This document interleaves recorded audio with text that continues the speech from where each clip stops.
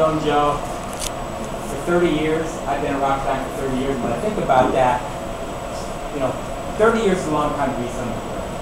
20 years is a long time to be somewhere.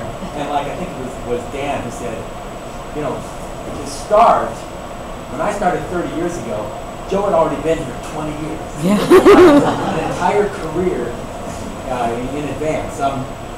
One of the things I worked on with Joe in particular was, Joe was in quality, organization. I was in what was then the information systems organization, and Joe would bring us all the requirements and everything that the applications were supposed to do, and we would build those big specifications, and he'd check them out, and so that's really, that was my biggest direct work with Joe, was building this thing called APPS. One tribute to Joe is this: Joe was the guy who would bring us all the requirements. We do this with all the different organizations. In manufacturing, there are people who bring the requirements to the IT organization, and in quality and various organizations. When we formed the IT organization, we pulled all the people from all these different departments together. The quality organization didn't have another Joe. So unlike just about everywhere else in the organization, Joe remained the guy who provided the requirements and has been relied on by the customers, by the programs, everyone else, as the person who knows the answer. So he's part of IT, and he builds the system as well as knows everything it's supposed to do. So that's just a tribute to what you've heard here, that he knows the data, he knows what we're trying to do with those rocket engines, just about better than anybody.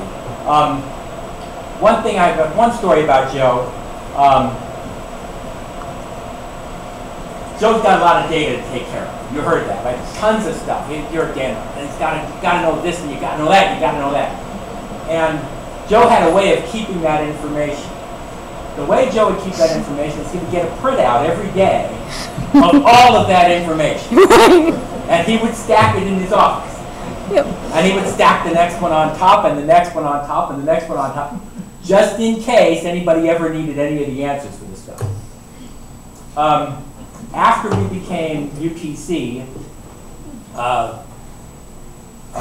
boss came to me and said, "Hey, UTC's got this program. We need somebody in our organization to be an ace pilot."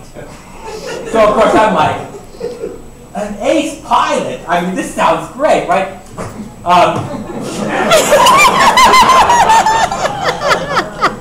So one of the jobs of the ace pilot is to make sure that everyone meets something called 6S, which has, as a part of it, keep your office clean. And one of the cardinal sins of 6S is what they call flat filing. And flat filing is having a stack of paper, right? If you have a stack of paper on your desk, 4 sheets. You got 4 sheets of paper on your desk. I would go around to people and say, flat filing.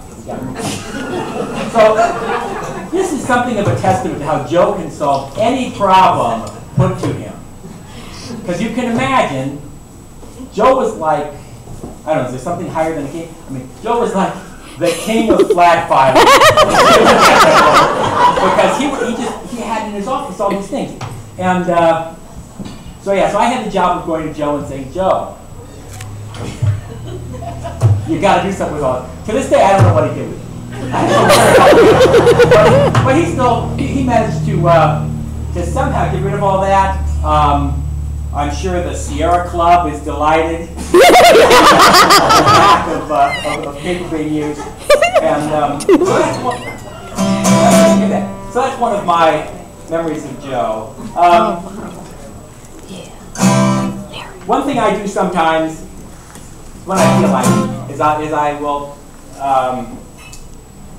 make a song for someone. Generally, I steal it from someone else. In this case, I decided to try stealing something. I don't know the exact dates, all right, but this is from a classic from 1943. I'm guessing I'm close on a classic from 1943. I don't know if you'll recognize it or not, and so I sort of, I wrote this. And I practiced it a couple times. I get all my disclaimers in early. It's really written for a tenor. I'm like about a 5er. So don't expect too much. I'm gonna try this. By the way, there's some hard chords in here that I don't play so well. I warmed up on my way here.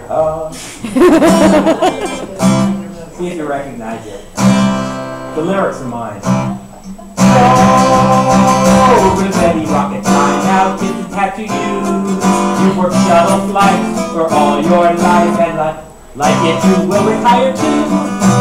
Something like that. Oh, Rivetti, 50 years is quite a lot to give. Rocketdyne and Pratt would not do that, but that's how a die-hard spaceman lives. The funding for programs is dry, and yet somehow you kept acts alive.